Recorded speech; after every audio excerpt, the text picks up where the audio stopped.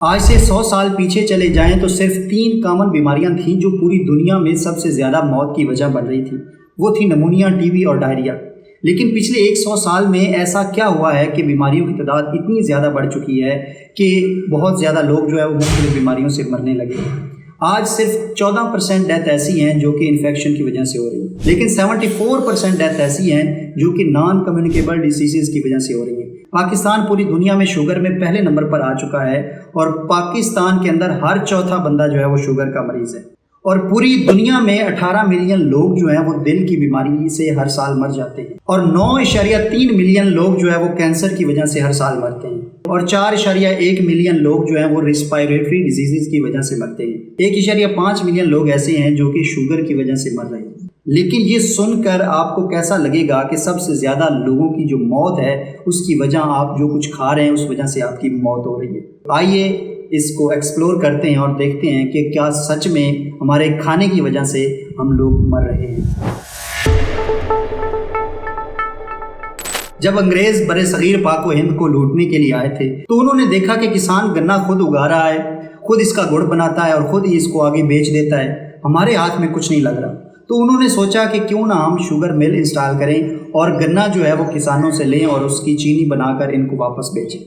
تو اس وقت 1903 کے اندر سب سے پہلی جو شوگر مل ہے وہ انسٹال کی گئی بھارت کے اندر، اور جب اس کی چینی بنائی گئی تو کسان نے اس چینی کو لینے سے انکار کر دیا۔ انہوں نے بڑی کوشش کی کہ ہم کسی طرح سے چینی کو کسانوں میں بیچ سکیں، لیکن کسان جو ہے وہ چینی لینے کے لیے راضی نہیں تھا۔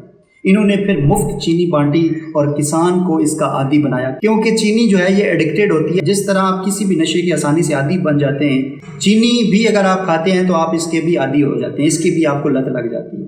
تو اس طرح 1900 کے اندر ہم نے چینی متعارف کروائی اور ہم چینی کے عادی ہو گئے اور چینی استعمال کرنے لگے۔ اس کے بعد آہستہ آہستہ ریفائنڈ کاربوہائیڈریٹس اور ریفائنڈ آئل بھی ہم نے بنانا شروع کر دیا اور اس کے بھی ہم عادی ہو گئے۔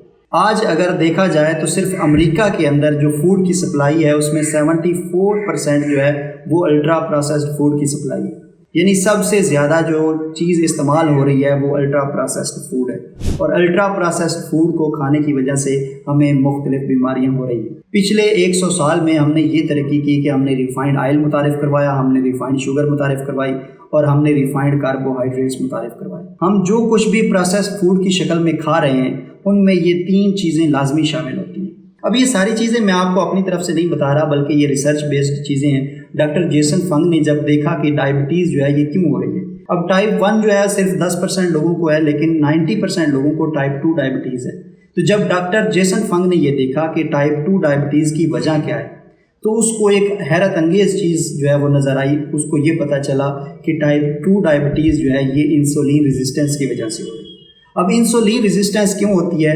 جب ہم زیادہ کاربوہائیڈریٹس لیتے ہیں، جب ہم زیادہ ریفائنڈ شوگر استعمال کرتے ہیں تو ہمیں انسولین ریزسٹنس جو ہے اس کا شکار ہو جاتے ہیں، اور جب ہم انسولین ریزسٹنس کا شکار ہوتے ہیں تو ہم آٹومیٹیکلی ہمارے بلڈ کے اندر شوگر لیول جو ہے وہ انکریز ہو جاتا ہے۔ جب یہ روٹین ہماری برقرار رہتی ہے تو ہم انسولین ریزسٹنس جو ہے وہ بڑھنے لگتی ہے، اور جب انسولین ریزسٹنس بڑھنے لگتی ہے تو ہمارا شوگر لیول بھی انکریز ہونے لگتا ہے۔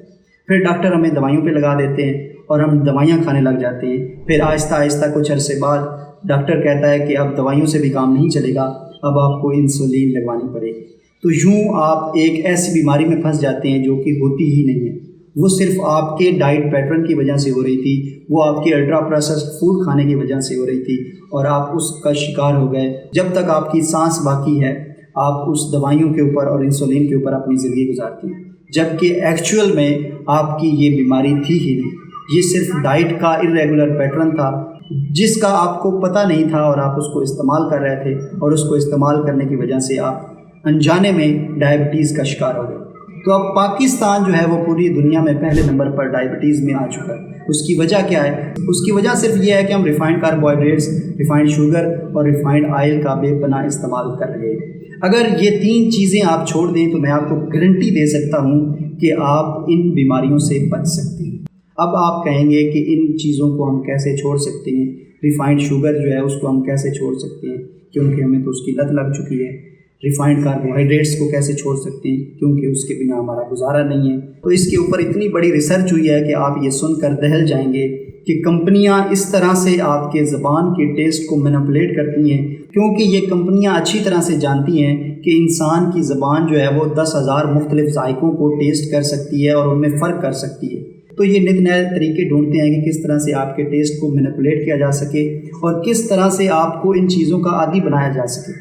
اور آپ ان چیزوں میں پھر پھنس جاتے ہیں اور اس لوپ کے اندر پھنس جاتے ہیں اور پھر یہ ڈائٹ استعمال کرنے کے عادی ہو جاتے ہیں اور پھر چاہتے ہوئے بھی اس سے باہر نہیں نکل پاتے، کیونکہ کمپنیاں یہی چاہتی ہیں کہ آپ ان کی پروڈکٹس کے عادی ہو جائیں اور ان کی پروڈکٹس ہمیشہ کے لیے استعمال کرتے رہیں تاکہ ان کا منافع جو ہے وہ انکریز ہوتا رہے.